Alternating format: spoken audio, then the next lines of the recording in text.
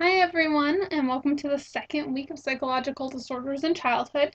I've gone through and posted your grades for last week's activities. If you don't already know to look at your grades, you can go up to grades in the upper left-hand corner of the course, and you can see they're organized by assignments and then tests and then your final paper.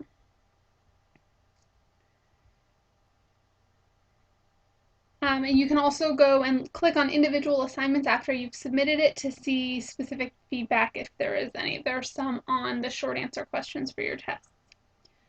Overall, so your biggest assignments for last week were the forums. I think the forums are going really well. I'm very happy with them. I enjoyed the cultural norms that you found for the first chapter, and you brought up some really great examples in both your initial posts and your responses to other people for the later chapters.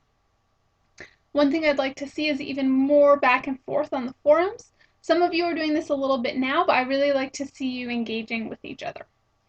Also, when I go through and post questions, often these questions are hinting that you might not have answered all of the assignment questions and therefore should elaborate a little bit more in order to get full credit. So be sure to go back and respond to my questions. I think I have a pretty good system for grading your discussion forums, but if you don't get full credit and think that you met all of the right criteria on the rubric, please send me an email and I'll double check. I also noticed that most people are using the full time on the tests, and it looks like some people might not be having enough time to finish. These tests are supposed to be relatively short, but what I'll do is I'll give you another 5 minutes for all of your subsequent tests to help you out a little bit. Also, when you're planning your time management strategy, remember that the short answer questions are worth a third of your test score, so don't neglect those. Also, when I looked at the test scores for chapter 1 and chapter 4, there was a question on each test that the majority of people got wrong, so I've added 1 point to each of those test scores. Remember, as you're going through, that you have 1 dropped test score and 1 dropped discussion forum grade.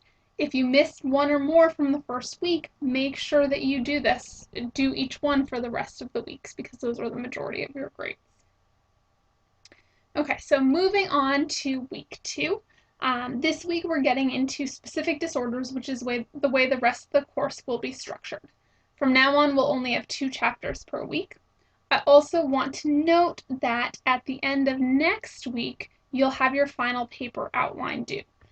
What this means, and I'll go over next week more in depth what your final paper requires, but you're going to need to pick a specific disorder to learn a little bit more about. So as we're going through disorders, start thinking about which ones interest you. So the first chapter we focus on this week, or actually for this week in general, we're focusing on disorders that are primarily found in or at least start in infancy. First, we'll cover attachment disorder. For your assignment for this, I've got a 3-part documentary that's only 30 minutes total about a child with reactive attachment disorder, and your discussion will be a response to the video as well as a little bit of research into the type of treatment she received.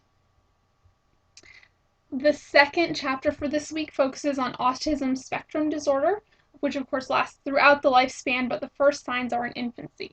I've got a video here about the developmental precursors of autism, and then our discussion will focus on popular myths about autism. And then, of course, as usual, you have 1 test per chapter. So contact me if you have any questions or concerns, and otherwise I look forward to reading your discussions, and have a great week.